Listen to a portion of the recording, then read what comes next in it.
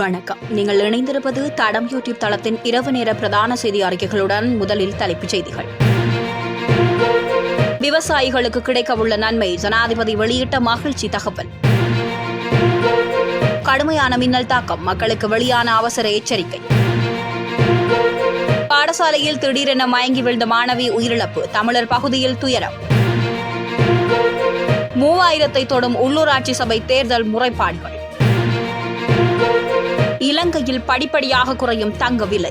இனி விரிவான செய்திகள். எதிர்காலத்தில் விவசாயிகளுக்கு களைக்கொல்லிகள் மற்றும் பூச்சிக்கொல்லிகளை இறக்குமதி செய்து நியாயமான விலையில் வழங்க அரசாங்கம் நடவடிக்கை எடுக்கும் என ஜனாதிபதி அனுரகுமார திசாநாயக்க தெரிவித்துள்ளார். புத்தளத்தில் நேற்று நடைபெற்ற மக்கள் சந்திப்பில் வைத்து உரையாற்றும் போதே அவர் மேற்கண்டவாறு குறிப்பிட்டார்.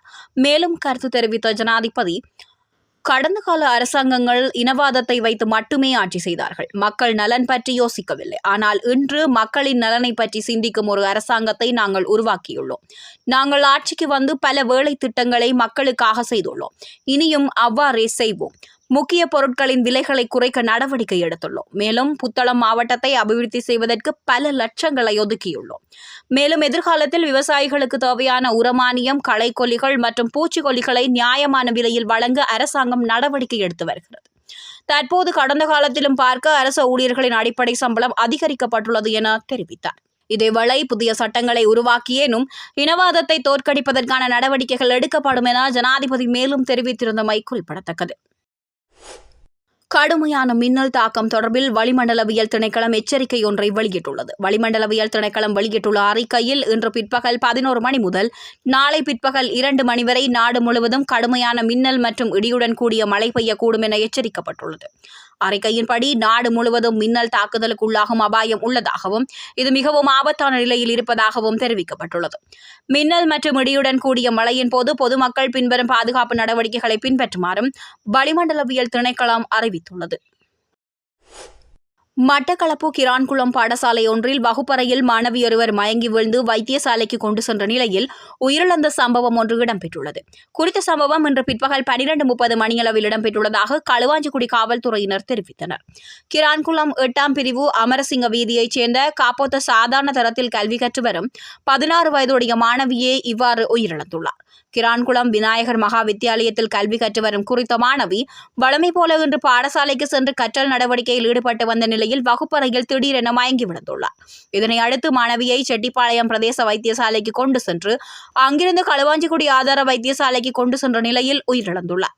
உயிரிழந்த மாணவியின் சடலம் வைத்தியசாலையின் பிரேத அறையில் வைக்கப்பட்டுள்ளதுடன் பிரேத பரிசோதனைகள் மேற்கொள்வதற்கு நீதிமன்ற அனுமதியை பெறும் நடவடிக்கையில் காவல்துறையினர் ஈடுபட்டுள்ளனர்.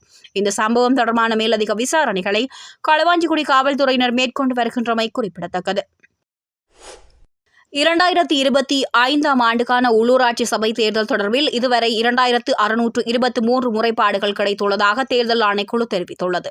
மார்ச் மாதம் 20ஆம் தேதி முதல் ஏப்ரல் மாதம் 24ஆம் தேதி வரை இந்த முறைப்பாடுகள் கிடைத்துள்ளது. அதன்படி வன்முறை சம்பவங்கள் தொடர்பில் 13 முறைப்பாடுகளும், தேர்தல் சட்டங்களை மீறியமை தொடர்பில் 2421 முறைப்பாடுகளும், ஏனைய விடயங்கள் தொடர்பில் 189 முறைப்பாடுகளும் கிடைத்துள்ளதாக தேர்தல் ஆணைக்குழு தெரிவித்துள்ளது.